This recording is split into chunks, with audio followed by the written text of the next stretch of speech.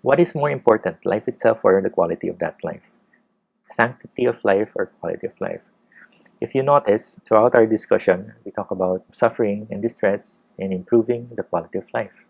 And so some people would ask, what if someone has very, very poor quality of life? Is that good enough reason to withhold stuff? So what is important? Life itself, regardless of whether it's good or poor quality, or is quality of life very important or a very important consideration? Now, the concept of futility. Doctors do not need to do futile things. So it's good we can actually determine whether something is futile or not. Because if it is, then the ethical decision is easy. We are not required to do something that would not produce the desired effect, right? So, or do something beneficial. The big problem is it's hard to determine what is futile or not. Doctors and families sometimes don't agree among themselves if something is futile enough or not.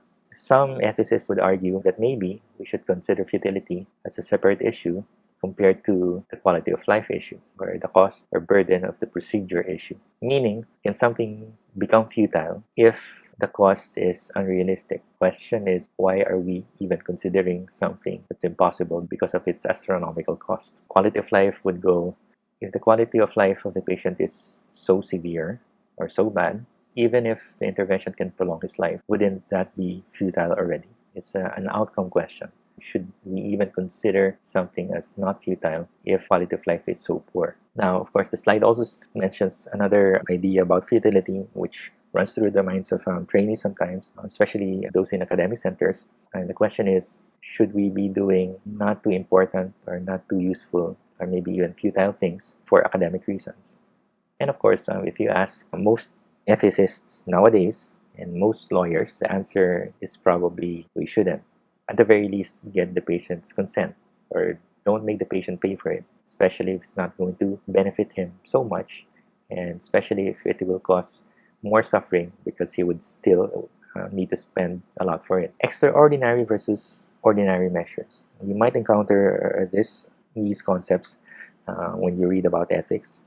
Pretty much the idea is, if you're going to decide whether you should do something or not, try to figure out whether it's ordinary or extraordinary. Now, if it's ordinary, maybe you should offer it. If it's extraordinary, not very ordinary, then it's okay not to give it. This one is related to euthanasia. It's the active versus passive question. Is there a difference between killing someone versus allowing someone to die by not taking any steps to prolong that person's life? And as you can see, number 2, allowing someone to die by not taking any steps to prolong that person's life is related to what we do in medicine nowadays. The patient signs a consent which says, please do not put me on a ventilator, please do not prolong my life, and we follow it. But remember, there are 2 important elements in that scenario. 1, there's autonomy. The patient says he or she does not want it. And 2, there's the severity of the illness. Usually it's done near the end of life. So these are the 2 things. Now, the situation will be different if the institution or the health providers decided to allow someone to die without even asking that person whether or not she or he agrees with that decision. So number 1, killing someone, as it applies to end-of-life care, if someone's terminal or maybe even suffering, it's no excuse to kill that person unless the society or the country has legalized and accepted euthanasia. Hospital Ethics Committee. Be aware, after you graduate and you start working in hospitals, there are hospital ethics committees. These ethics committees involve individuals from diverse backgrounds. They would have people representing the public. There's ethicists, there's doctors, there's the religious, there are community workers, social workers, and such. Its job involves 3 things. It has 3 major functions. Number 1, clinical ethics consultation. If you have very difficult cases, then they can be consulted. Note that lawyers are also part of the ethics committee. Okay, number 2, developing and revising policies pertaining to clinical ethics.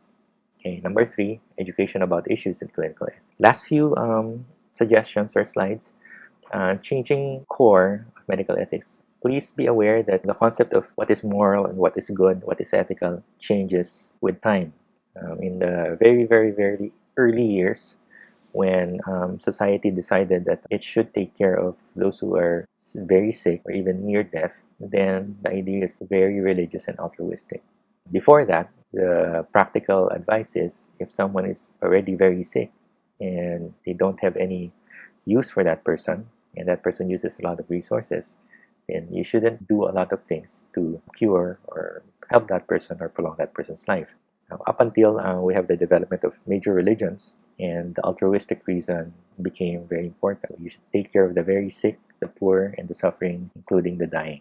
Now, after that, healthcare workers began to be trained in academic centers, and the general rule was to try your best to do compassionate care. The golden rule says that you don't do something that you don't want people to do unto you, right? Or the reverse would be do the stuff that you want people to do to you if you're the one who's sick or dying. So the focus of ethics of most of ethics is compassionate care. Nowadays, a very recent development, just a few decades, it's the idea of a business arrangement, meaning a doctor is just like any other professional. He has his professional practice, and therefore he has his own interests, which he balances with the patient's interests. So it's not altruistic anymore. It may or may not be compassionate, but it's a balance, a good balancing of personal interests versus the patient's interests. Okay. Of course, we're not yet at the point where people would say that it's perfectly okay to focus on own interests over the patient's interests. We're not there yet, and hopefully we don't get there. Okay, so be aware that right now we have two things ongoing. On paper, at least, still a lot of literature saying that it should be compassionate care. In practice, there's more and more people saying that it's personal interest balanced with the patient's interests.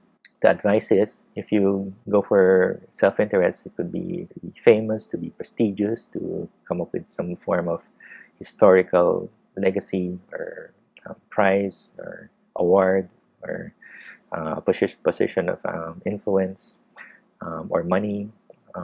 Try not to forget the patient's interest, because it is still a care profession. It's a caregiving profession. For the healthcare workers or providers or trainees who still hold on to the idea of compassionate care, and those who are altruistic, meaning they hold on to the original idea of what a doctor or a nurse or a healer or a caregiver should be, then this thing about own interest versus patient interest would not matter that much. So it's just the patient's interest, and everything else will be provided to them.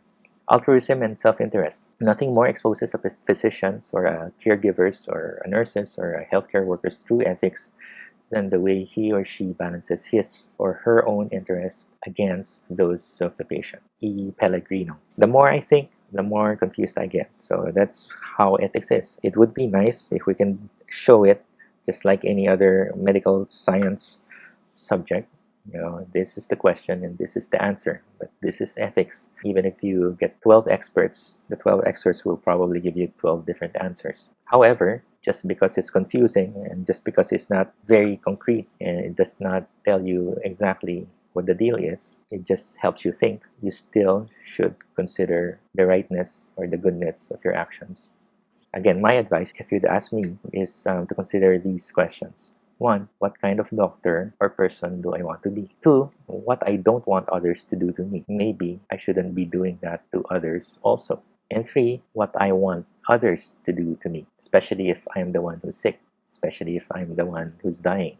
Maybe that's the one I should be doing